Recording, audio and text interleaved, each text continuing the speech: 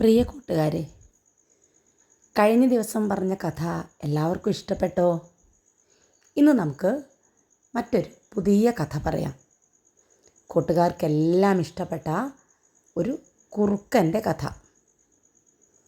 ഒരു കാട്ടിൽ ഒരു കുറുക്കനും കുടുംബവും താമസിച്ചിരുന്നു. കുടുംബം എന്ന് വെച്ചാൽ കുറുക്കനും ഭാര്യയും അവരുടെ 2 കുട്ടികളും. വൈകുന്നേരമായാൽ അച്ഛൻ കുറുക്കൻ ഇര തേടി ഇറങ്ങും. പലപ്പോഴും നാട്ടിലേക്കാണ് പോവാറുള്ളത്.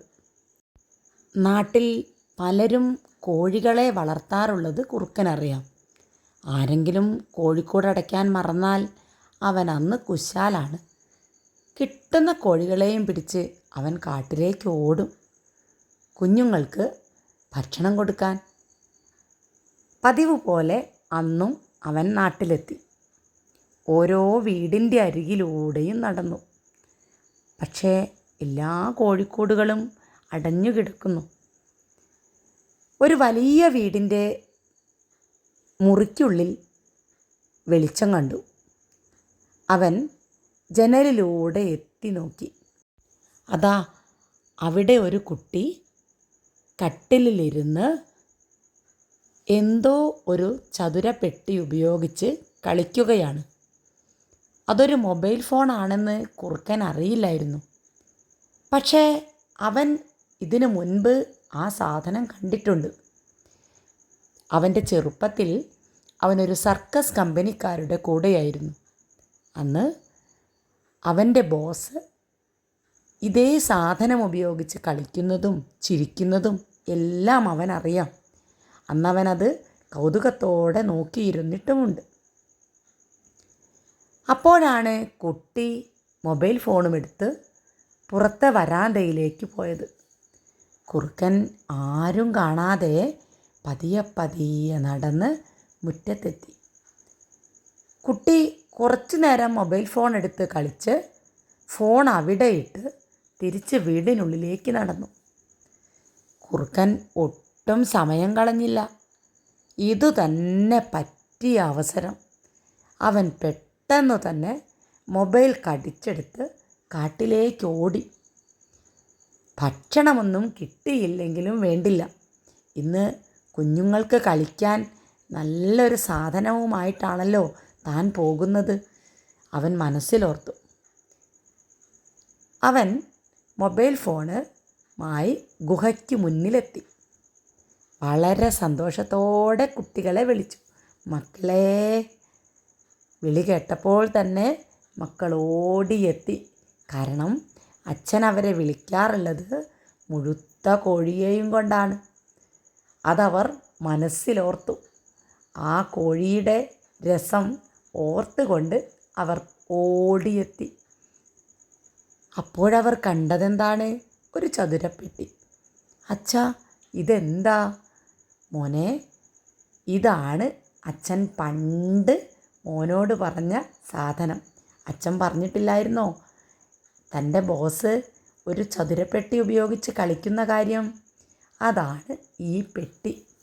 ഇന്ന് ഭക്ഷണമൊന്നും കിട്ടിയിട്ടില്ല, പക്ഷേ ഇത് വില കൂടിയ സാധനമാണ്. നിങ്ങൾക്കിനി ഇതുകൊണ്ട് കളിക്കാം. കളിച്ച് കഴിയുമ്പോഴേക്കും അച്ഛൻ എവിടെയെങ്കിലും പോയി എന്തിനെയെങ്കിലും പിടിച്ചുകൊണ്ട് വരാം. മക്കൾക്ക് സന്തോഷമായി.